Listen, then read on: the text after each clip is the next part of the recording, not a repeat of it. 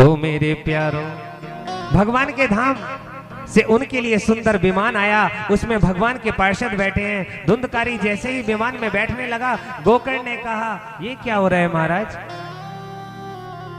भगवान के पार्षदों ने कहा प्रेत धुंधकारी ने भागवत सुनी है ना, इसीलिए इनकी मुक्ति के लिए हम बैकुंठ धाम से ये विमान लेकर के आए।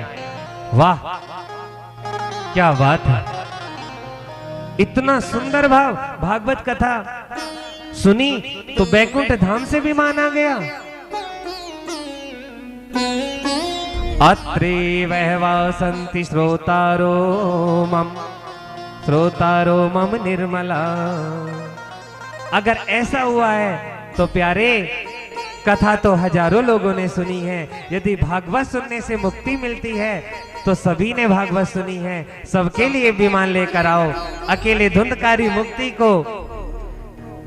की मुक्ति हो, ये कैसे संभव है। प्रभु के पार्षद ने कहा कथा के श्रवण भाव से कथा के फल में भेद होता है। भेद होता है? बोले हाँ। बोले क्या? कि कथा के श्रोता 3 प्रकार के होते हैं। जो कथा सुनने वाले होते हैं श्रोता, वो 3 प्रकार के होते हैं। अब जो जैसी जिस भावना से कथा सुनता है उनको उसी भावना का फल मिलता है। तो राधे राधे तो बोलना पड़ेगा, दोनों हाथ उठा के बोलना पड़ेगा। आशा रख पगली आएंगे, आशा रख पगली आएंगे, आशा रख पगली आएंगे। ओ मैंने मोहन को बुलाया है वो आता होगा, मैंने मोहन को बुलाया है वो आता होगा, मैंने मोहन को बुलाया है वो आता होगा, मैंने मोहन को बुलाया है वो आता होगा, वो आता होगा, वो आता वो आता होगा, वो आता होगा। मैंने मोहन को बुलाया है वो आता होगा, मैंने मोहन को बुलाया है वो आता होगा। कौन? चंग बजा बेटा। कौन सा? वो आता, दोनों हाथ उठाएंगे। वो आता होगा, वो आता होगा। कौन आता होगा? मोहन आएंगे, मेरे कान्हा आएंगे, विश्वास रखो आप। वो आ गए, वो यही है, बैठे हैं आपके सामने।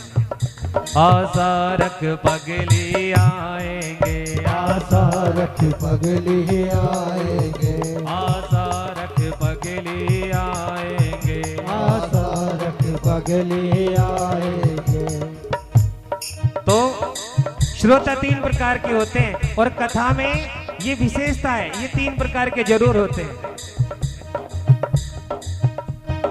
बोले महाराज कौन कौन से हैं? बोले पहले होते हैं श्रोता, श्रोता, और दूसरे होते हैं सरोता, और तीसरे होते हैं सोता। बोले महाराज अभी हम स्पष्ट रूप से नहीं समझे हैं। बोले क्या? श्रेष्ठ कौन है?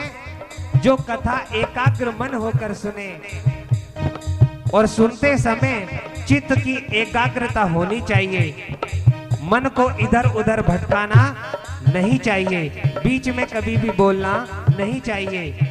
ये श्रोता के लक्षण हैं जो इस भावना से सुनते हैं। अब श्रोता कौन होते हैं?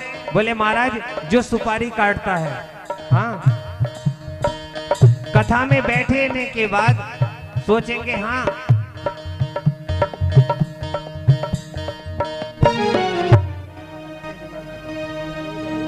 जो भी है। बोले महाराज दूसरा क्या है? बोले श्रोता, जो सुपारी काटता है, कथा में बैठने के बाद सोचेंगे हाँ ठीक ठाक है, मंडप तो थोड़ा टेढ़ा है, कभी कहेंगे ब्यास जी तो ठीक है, पर अभी कोई चुटकुला तो इन्होंने सुनाया नहीं। हाँ ब्यास जी तो ठीक है, चेहरे पे बढ़िया मेकअप सेकअप करके बैठे। हाँ 5 पंडाल में पंडा लिए बैठे, लेकिन अभी इन्होंने कोई चुटकुला तो सुनाया नहीं। ये सरोता के लक्षण है महाराज। 50 गलती मंडप में व्यास जी में और 50 गलती कथा कराने वालों में वो अक्सर निकालते हैं। इन्होंने टेंट लगवाया, देखिए यहाँ पे फूलों का सेज लगवाते तो कैसा लगता। हाँ, यहाँ पे 2 शेर खड़े कर देते तो वो सबको दहाड़ते। हाँ, बाहर पानी की टंकी लगा देते, सब हाथ धो के आते। किसी से घर से व्यास जी अगर ये कहते हैं कि शाम को ब्राह्मणों के लिए दूध लेके आना, चाय बनेगी, तो कोई झांकता भी नहीं है। हाँ, मैंने देखा, मेरा तो व्रत है। खैर, बेचारे मुख्य यजमान परिवार वाले यही सब आते हैं, बताओ गुरुजी। मैंने कहा जो जैसा करेगा उसको तो फल मिलेगा ही मिलेगा। पाव भर या आधी किलो दूध देने से कुछ नहीं बिगड़ेगा, इतना तो आप वैसे ही बेकार कर देते, तो राधे राधे बोलना पड़ेगा। तो ये सरोता के लक्षण है। बोले महाराज अब ये तीसरा कौन है? बोले सोता। ये तीसरे वाले जहां रहते हैं बड़ी शांति रहती है महाराज। हम लोग जब बड़े मैदान में कथा करते हैं ना, बड़े मैदान में, तो 3 घंटे इतनी खुशी से बीत जाते हैं कि पता ही नहीं चलता। बोले महाराज वो कैसे? कि ये तीसरे नंबर वाले हमें बड़े अच्छे लगते हैं, क्योंकि घर में बच्चे सोने नहीं देते, इसलिए जब कथा में आएंगे तो बैठने के लिए ऐसी जगह देखेंगे जहां कमर लगाने का सहारा हो।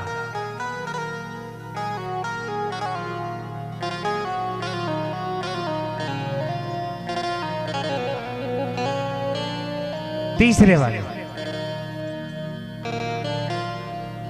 बोले महाराज हाँ, क्योंकि उनके आराम से 3 घंटे का विश्राम हो जाता है और ऐसी समाधि लगती है महाराज। 3 घंटे कब बीत गए, जैसे ही कथा को विश्राम हुआ, व्यास जी ने जयकारा लगाया, बोले बाले कृष्ण भगवान की जय, बस नींद खुल गई। बोले कथा हो गई?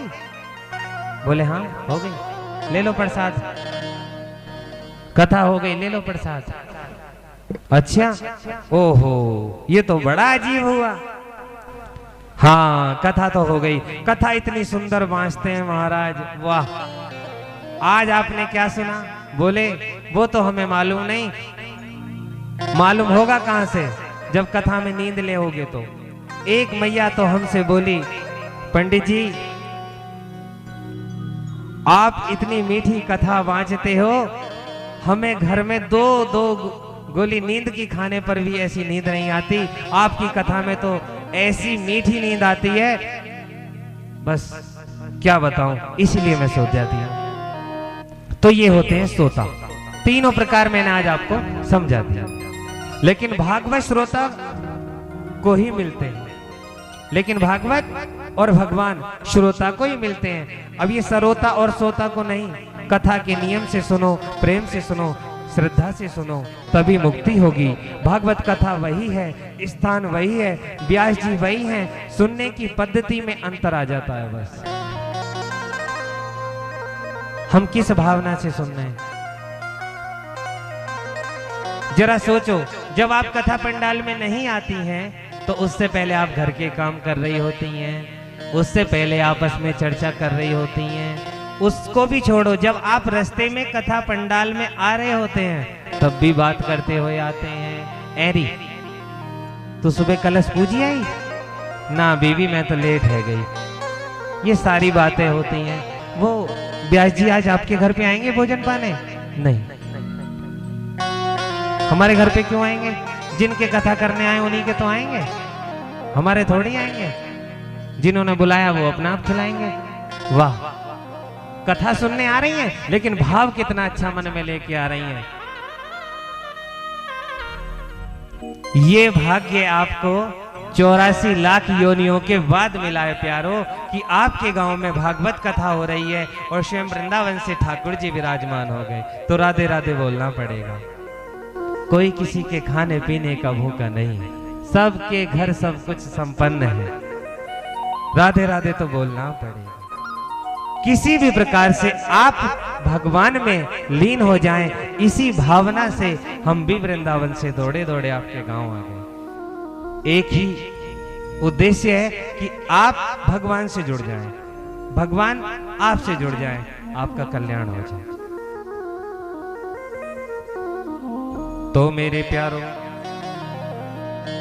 पुनरपि जननम पुनरपि मरणम पुनरपि जननी जठरे शयनम। नारद जी बोले कथा श्रवण का नियम क्या है? सनत कुमारों ने कहा भागवत कथा जब सुनी जावे तो विद्वान ब्राह्मण से इसका सुमुहूर्त निकलवाना चाहिए। इसी प्रकार सुमुहूर्त में कथा करानी चाहिए और भगवान की पूजा पाठ कर करके वेदी स्थापना रुद्र कलश की स्थापना करनी चाहिए, देवताओं का आह्वान करना चाहिए। उसके बाद भागवत कथा के जो व्यास जी सुंदर श्लोक में भागवत जी का श्रवण कराएं और इसी के साथ में भागवत जी को नित्य प्रतिदिन विधि विधान से संपूर्ण करके 7 दिन की कथा का पूर्ण विश्राम करते हैं। ये भागवत कथा का नियम है। दूसरा नियम है कि वक्ता और श्रोता दोनों 7 दिन तक केवल घी पी कर रहे, ऐसा लिखा है। बोले घी पीकर कैसे रहे महाराज? कलयुग के लोगों को तो घी पीने की आदत नहीं है। तो बोले एक टाइम भोजन और एक टाइम फलाहार करके रहना चाहिए, क्योंकि अगर आप कथा सुनने आओगे तो भोजन पाके आओगे तो आपको नींद आएगी, फलाहार करके आओगे तो आप जगे रहोगे, आलस नहीं आएगा। आलस से किम लक्षणम भेदा, यही भेद है। जो ज्यादा खा लेता है उसे आलस आ जाते हैं। तो राधे राधे बोलना पड़ेगा। भोजनम तो वरम बन्ये कथा श्रवणम कारदम नोपामुवाशो वरो मुक्ता कथा विना द्वेग करो। तो बोले महाराज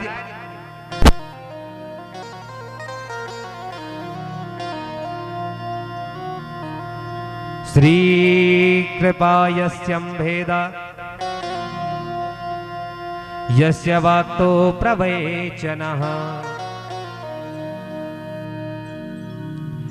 भागवतम महापुराणम गोविंद दामोदर माधवेति।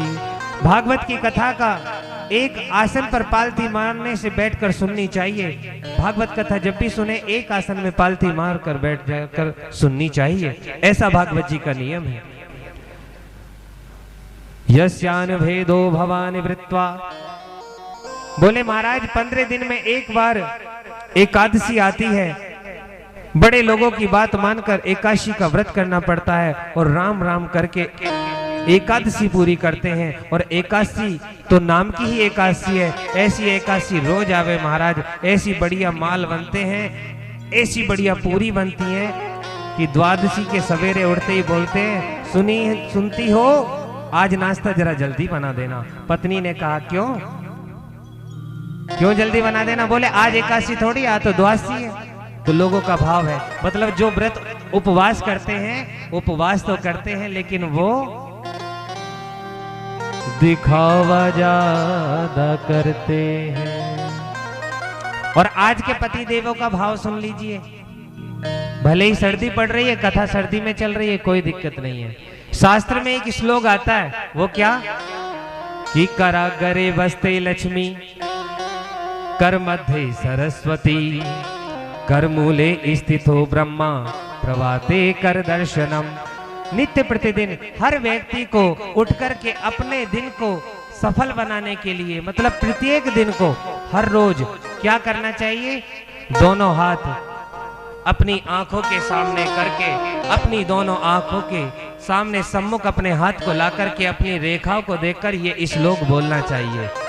अगर जिस पे श्लोक नहीं आता हो तो वो 5 बार ओम नमो भगवते वासुदेवाय या श्री कृष्णाय वयम नमः का उच्चारण कर सकता है।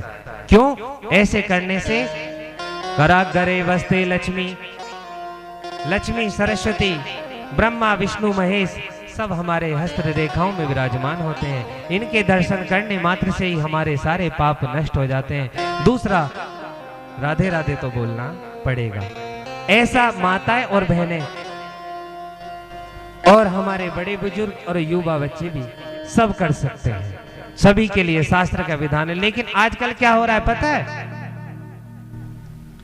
आज क्या होता है कि करागरे वस्ते लक्ष्मी कर मध्य सरस्वती, यहां तक ठीक है। कर मूले स्थितो ब्रह्मा प्रभाते कप दर्शनम। सुनती हो क्या? बोले हाँ। 1 कप चाय बना दो। वाह। प्रभाते कर दर्शनम को कप दर्शनम कलयुग में बदल दिया। पहले चाय पिएंगे, वह के बाद या धरती पे उतरेंगे, फिर कछु काम करेंगे। वाह से पहले ना है। इसी